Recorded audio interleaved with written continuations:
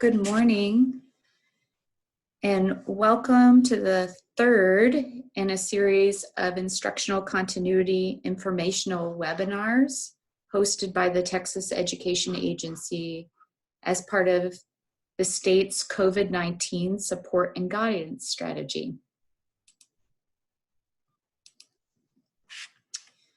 My name is Melissa Lautenschlager. I'm the Director of Instructional Materials and Implementation here at the agency. I will be serving as your host during today's webinar.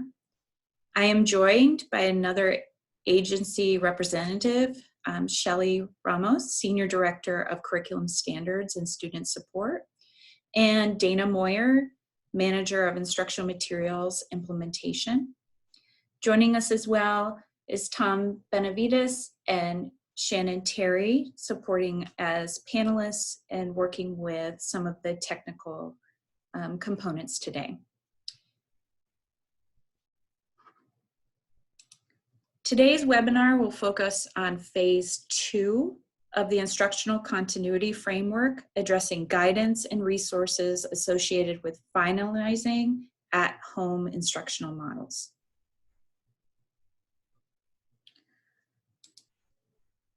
While all audiences are welcome, the target audience for today's webinar includes Chief Technology Officers, Chief Academic Officers, Directors of Curriculum and Instruction, and Instructional Continuity Project Managers.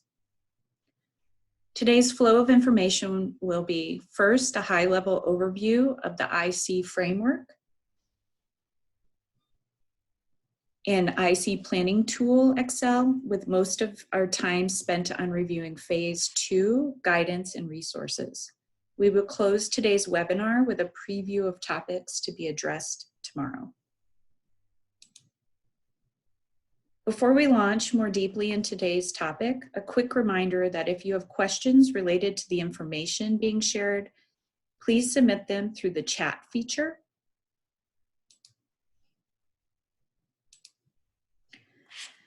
We have team members monitoring questions submitted through the chat and question and answer feature, and we'll do our best to provide you with a quick response if possible during the webinar, but more likely quickly following the webinar. We ask that you limit your questions in the chat to today's topic, which again is phase 2, finalizing at-home curriculum and instruction model.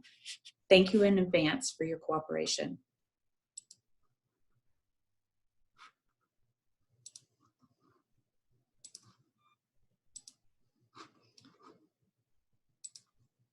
To access the instructional continuity, planning guidance and resources,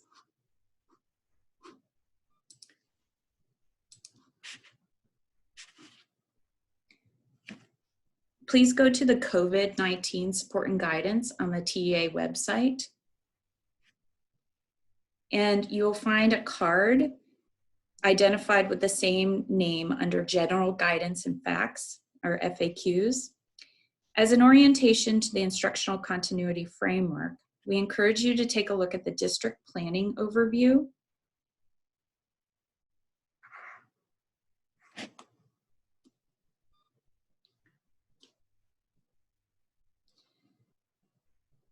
And the district planning PowerPoint, which is linked underneath framework and resources.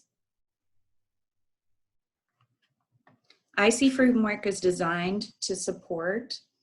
So we do have some templates with supporting communication, waivers and funding. We've expanded this website greatly to support with many questions that are coming up regarding information that you may be needing to send out.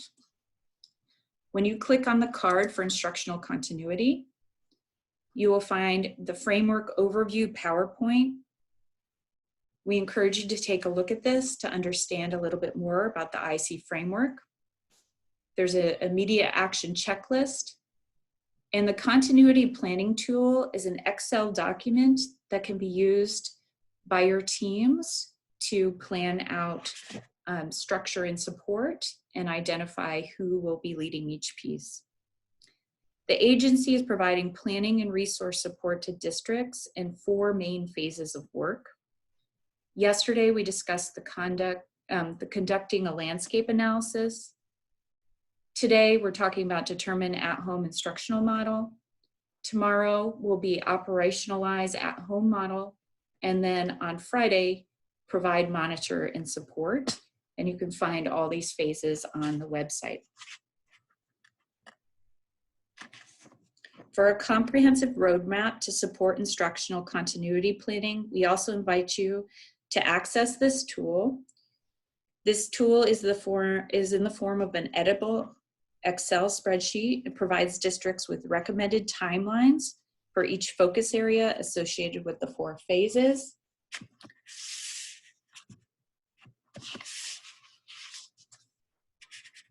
Today, we're going to focus on phase 2 to finalize at-home curriculum and instruction model. To access the guidance and resources associated with phase 2, you'll click on the card, and there are 2 main components to phase 2. Determine at-home curriculum and instruction model, and set a grading and progress monitoring policies. Each component within phase 2 has a table that is organized with guidance documents, TA resources, additional resources, and district-created examples. We continue to update these resources and district examples to provide more information for your use. Now we're going to take a deeper look into determine at-home and curriculum instruction model. This Word document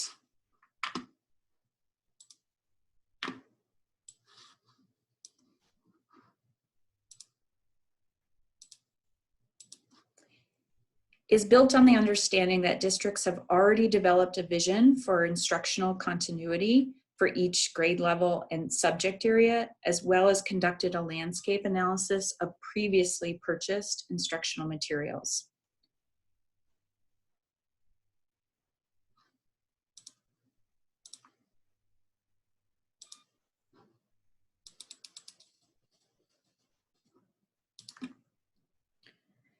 There are 3 planning category activities recommended in phase 2.1 to determine at-home curriculum and instruction model. Select instructional materials and a delivery method by grade, content area, and special student populations based on input from landscape analysis. Test and confirm digital access for all selected materials and delivery methods. Identify or create scope and sequence by subject and grade level for remainder of school year. For each planning category, a series of guiding questions are available to support the identification of the best and most feasible options to pursue in terms of your local context.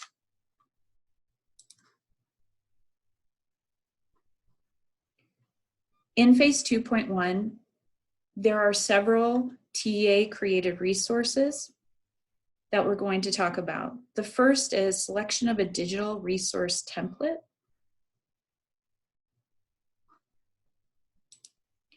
This Excel document helps to provide you with an example of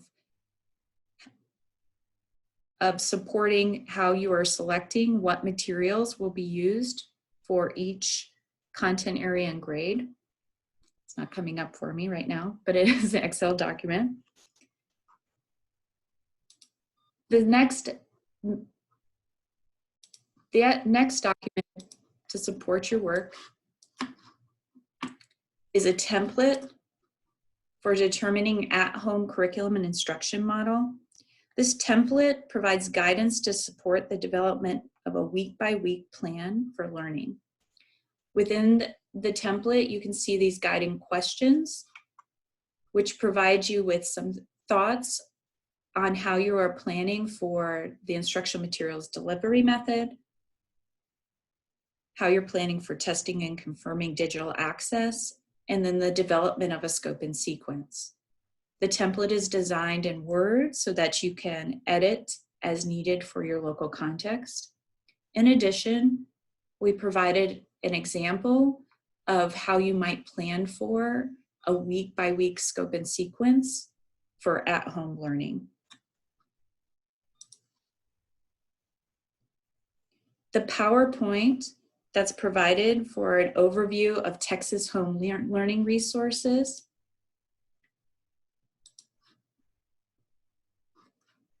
takes you through some additional resources that are being developed by TEA. One I'm going to show you that was shared yesterday in the superintendent's is this searchable database where you're able to access a website and select filter options and generate a list of materials that could provide support in your instructional model. In addition to that, we are working to develop an at-home learning model that districts can access that provides a plug-and-play option that is completely optional for districts to use, and more information will be shared shortly about that. The searchable database can be found at the texasresourcereview.org. When you go to this website, we have created this searchable database. Clicking on this link will bring you to a section where you can select by different categories and specific requirements that you're looking for in instructional materials based on your vision and content area. Once you apply those filters, it generates a list of potential products that might meet your need. When you go to that product, you are able to find some additional information about the cost, whether there is additional resources provided, and you can be linked to that particular product. We will continue to update this searchable database to include many more products. For now, it contains state-adopted materials. The other two resources that I wanted to highlight is there are two Excel documents that contain a list of materials and guidance for advanced academics that is addressing the AP and IB learning needs, as well as CTE courses and some options for remote learning.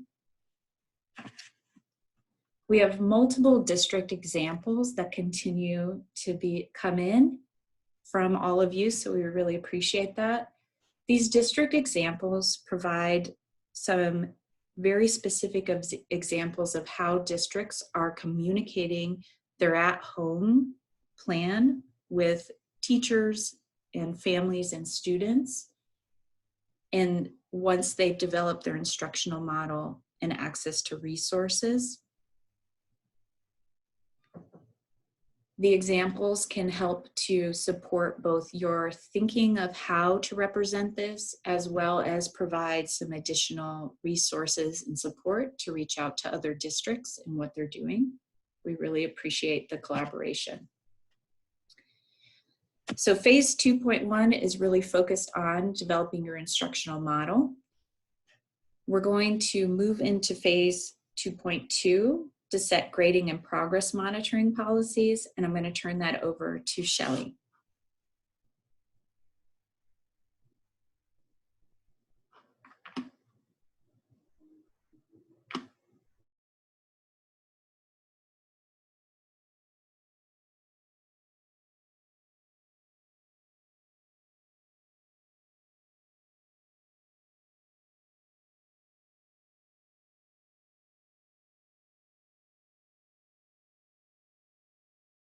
All right, good morning, everybody.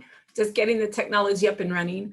I hope everybody's doing well. As Melissa said, my name is Shelley Ramos, and I'm the Senior Director for Curriculum Standards and Student Support. And I'm pleased to be here this morning to share with you a little bit of information about phase 2.2, which is all focused on setting grading and progress monitoring policies.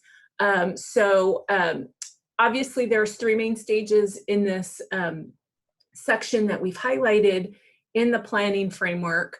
The first stage is making decisions about whether or not adjustments need to be made to local grading policies and local progress monitoring policies while you're in a period of remote learning.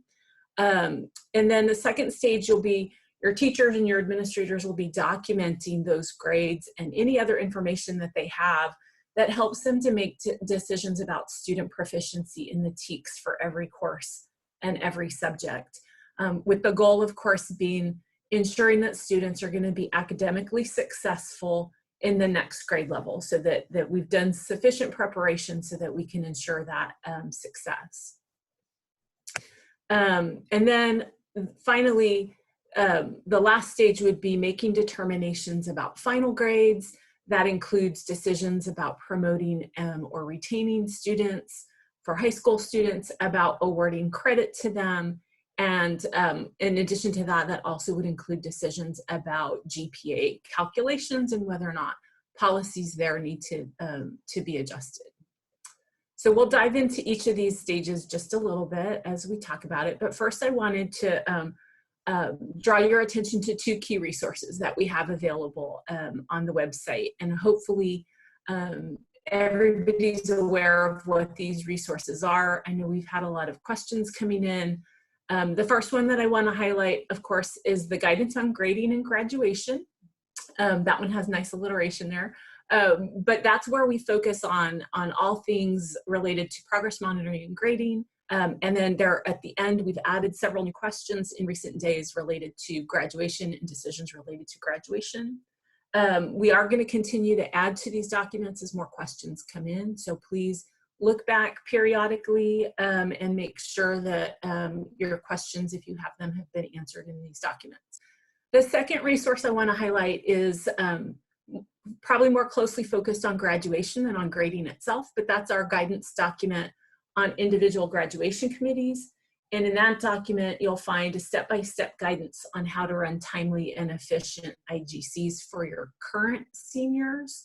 As I said, as with the grading document, we'll be updating as more questions come in on that. And then lastly, we're going to focus a little bit on guiding questions related to progress monitoring and grading to help you make decisions on how to move forward during remote learning. As Melissa mentioned earlier, the focus of Friday's webinar is going to be phase 4, and there's a great deal more information in that phase 4 presentation on progress monitoring itself. Phase 2.2 is a little more strictly related to grading decisions. So I mentioned those guiding questions that are included in phase 2.2, and I wanted to highlight them for you. So they're really basically divided into two key sections. One is your approach to grading, and then the second is making final determinations about grades, award of credit, etc. But I'm going to spend a little bit of time talking about the approach to grading for just a moment. So obviously, one of the key things to remember is that grading decisions are determined at the local district level. As you're making those determinations about changes, you'll need to make considerations for whether or not potential changes to your local grading policy might be necessary. That might include things like how you're going to document grades, how many grades, etc. And you may also need to make determinations about changes to your district policies related to promotion and retention. And lastly, I want to focus very heavily in this section about something I've already mentioned. The goal is to ensure that students are going to be prepared to be academically successful when they move into the next school year or they move into the next high school course. So your decisions related to policies and related to determinations should be focused on how you're going to measure student proficiency. And I know I am noticing that a couple of questions are coming in, and we'll take a moment to look at those in just a bit. So some of those guiding questions I know that many districts have been grappling with already. Those decisions that they're going to be looking at are really focused about grading policy. So are there adjustments that are going to be required to your local grading policy as a result of the remote learning? For example, it might be changes to the number of grades that you take in a grading period. It may be, as this example on the screen has on it, changes that you might make to your policy regarding how many times a student might retake an exam or redo an assignment. So those are all decisions that you'll need to be considering as you move forward. And then of course, along with that, how will you communicate the changes to that grading policy to your teachers, to your students, to your parents, so that they're aware of changes that you may have made. Right alongside that is questions about promotion and retention. Will changes need to be made to how you determine promotion and retention decisions? How will that, again, be communicated to teachers and parents in particular? And then how will grades and assignments be factored into promotion and retention decisions? So these are all questions I know that you've been grappling with, and I'm sure many of you have already have answers to. On the web page that Melissa showed you related to phase 2.2, you will see that we do have a couple of district examples right now. Certainly we'll be adding to that as we find more that we think you would find valuable. So be sure to take a look at that section of the chart. And then, as I mentioned, the second stage of phase 2.2 really deals with making final decisions. So it's decisions about final grades, decisions about the award of credit, and of course, grade point calculation. So these are all things that we think, again, your districts have already been thinking about and trying to make decisions on. We wanted to make sure to call out a few key things for you as you're considering how you're going to determine student proficiency. One key question is, are there other resources that you don't maybe normally use that you could use to determine student proficiency? So are there benchmark tests or summative assessments, credit by examination, things of that nature that you might use to determine student proficiency for the course, so that you can either award credit or give a in addition to that, how we've already talked a little bit about this, but how will those grades that you're taking factor into the final grade for the students? Another key area that a lot of people have questions about, particularly to our high school students, are decisions about the award of credit. So making decisions how your policies might best reflect that, and how you might communicate any policy changes there to your students and your parents. In addition to that, as you know, districts are required every 12 weeks. So how will you be notifying parents? Will that require any changes to what you're currently doing?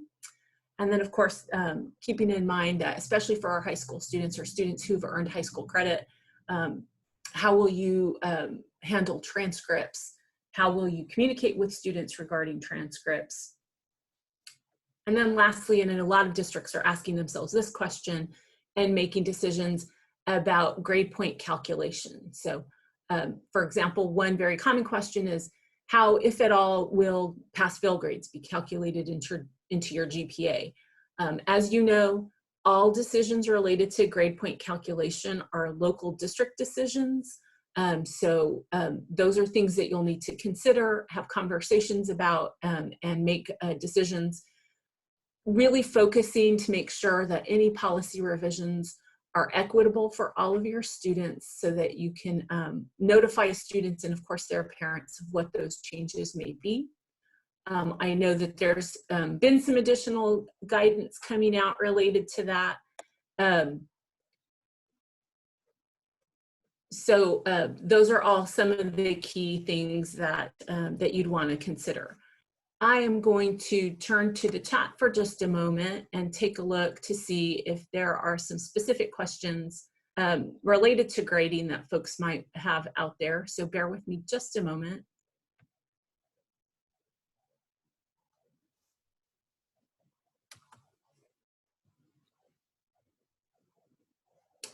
So some of these questions we may not have answers for you at this point. Other questions, as they come in, and I'm hearing a couple coming in right now, we'll be able to address. For any questions that we don't have an answer just yet, we will be sure to get you an answer and update our grading guidance document for you. And I know there's a lot of questions coming in about whether or not the slides or the PowerPoint or the webinar will be available. I believe the answer to that is yes. So one question that I see that I'll go ahead and address right now is there any reason why we can't just stick to regular numeric grading rather than the pass-fail option? There's absolutely no reason why you can't stick to your local policy as is. We have been asked numerous times about pass-fail, so we wanted to make sure that districts were aware that that is an option should you choose to do it, but it's certainly not, not something your district has to do or has to consider. Another question, I think it's the exact opposite of that. Is it okay to give just a pass or a fail or an incomplete? Again, that's a local decision. You're welcome to do that. You probably want to make sure that you have pretty strict guidelines related to incompletes and the timeline with which a student has to make that up. This is a very common question, is there a minimum or maximum number of grades needed per week? There is not. Should your district care to include that in your policy, you're more than welcome to. The example that we have posted, the district's example that we have posted, I believe it's from San Saba ISD, chose to put some guidance out for teachers about the number of grades.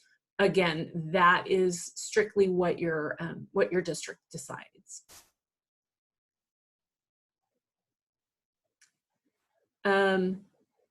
And then there's a few other questions that are coming in that we don't have answers to yet, but we will make sure to add this to our grading guidance so that we can get you answers just as quickly as we can. And then let's see, I'm seeing one last question before I hand things over. Is it okay to do only pass-fail for the fourth quarter, but leave the remainder in numerical grades? Again, your district is welcome to make that decision. There's no reason why you couldn't, just to make sure that your policy considers how, especially for high school students where you're thinking about GPA, how that might factor into their grade point calculation. And I lied, I'm going to take one last question.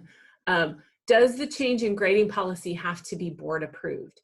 I would recommend that you follow your normal district guidelines. I know some districts have made decisions right now where not all policies have to go to their board. So I think that's going to be up to your local district to determine what process you need to make changes to your local grading policy. Okay, so I'm going to go ahead and hand things back to Melissa. And as I promised, we will make sure to collect all your questions and post answers, update the frequently asked questions document in the guidance. Thank you, Shelley. So there were some questions about where to find things, and then I would like to return back to some additional options that we are putting in place for districts. So if you go to the COVID-19 website on TEA and scroll down, one thing to note is clicking on the instructional continuity planning. Please remember that we have other general guidance and FAQs specifically addressing special education and special populations, as well as public health resources to provide you some additional support and guidance. Clicking on the card for instructional continuity planning framework, we will post all of our webinars after we have completed them here on this page. So you can find for phase 0 and 1, the webinars will contain the slides that Shelley and I have shared today.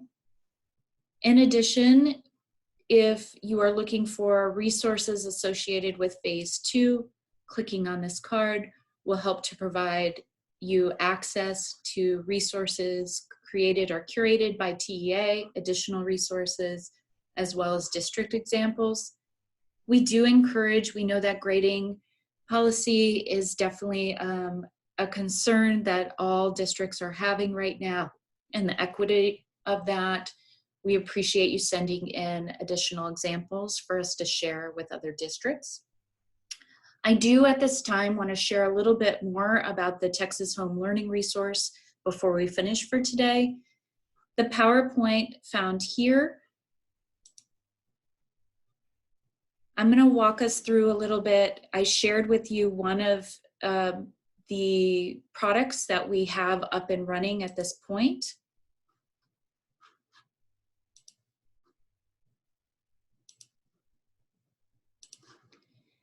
This website is going to help you better understand some of the additional supports that we are providing as completely optional for districts to use. I shared with you this resource. It is already up and running. TexasResourceReview.org is the place that you can find the searchable database. We will continue to update that with additional resources. There is some really interesting programming from PBS, which is a great option for districts as well. We're going to continue to work. We have a new subcommittee that will be helping to support this. And we are developing a new plug-and-play resource for districts to use. Again, completely optional, but we have been hearing a request to support districts that just need an option up and running. This website will provide everything you need to execute learning by providing planning, setup, scheduling, and lessons. There will be a parent or student option, teacher, and district.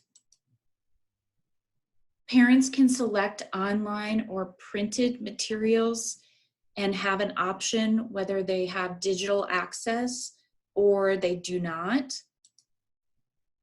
And then they will be able to jump into each grade level, and for high school, the specific content areas. Within each grade level, they will begin to see how do they set up for instruction, either for the print-based or the digital. There will be provided a 6-week plan with daily schedules. There will be some additional resources that support teachers with progress monitoring during this time. This again is completely optional. Districts are encouraged to not use it all if they already have a really great existing plan and are moving forward. Partially use if you are looking to select some additional materials or would like to see some other options available. Or a district may adopt as their district resource and share this site directly with families or work with their staff. We are working to help with a print and distribution plan to help districts get materials to families in need. Again, all of this is intended to be an additional support, but is not required. Districts can use it completely as an option, but wanted to share what is coming shortly.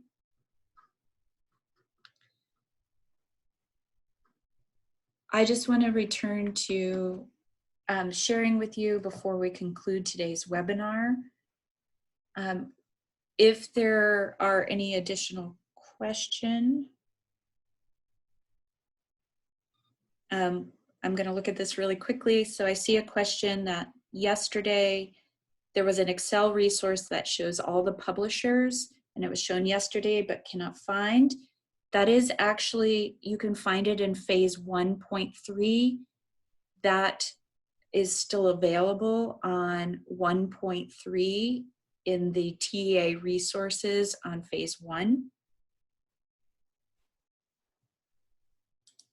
Melissa, this is Shelley. We did have one question that I wanted to address with everybody. Some folks were asking whether or not additional grading policies would be from districts would be added to the website. And we will, as we receive those, we will be adding them to the chart that you showed everybody earlier. If you do have an example you'd like to share with us, please feel free to do so.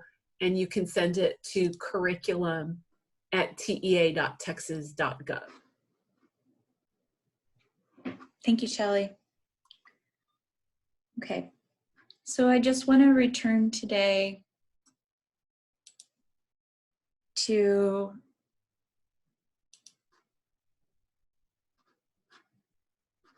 our just initial goal was to provide you with an overview of the guidance and resources available in phase 2.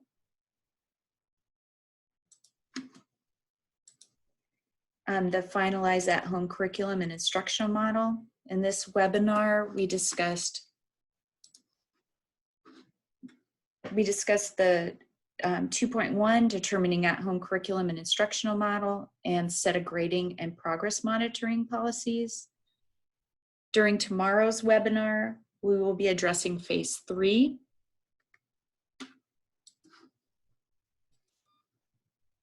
I'm trying to get back to the website. My apologies.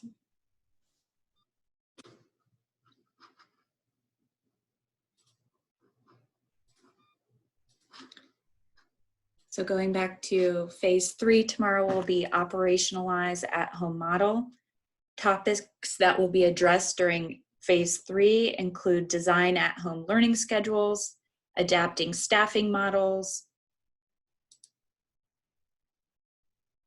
communicate plan to stakeholders, providing model-aligned professional development, and purchase, print, and distribute instructional materials.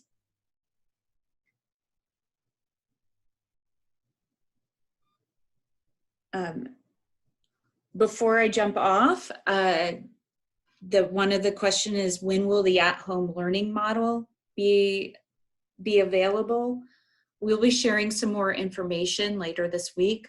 We are hoping to get it developed as soon as possible, and we'll share some additional information hopefully during the superintendent's call later today or tomorrow during the webinar to let you know when that will be available.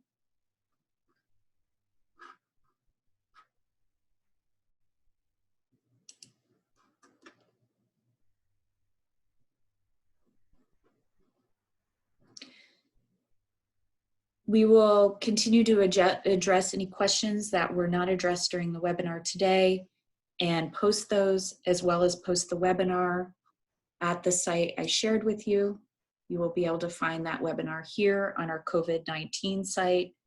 Thank you for participating in today's webinar, and thank you for the continued efforts on behalf of all Texas learners.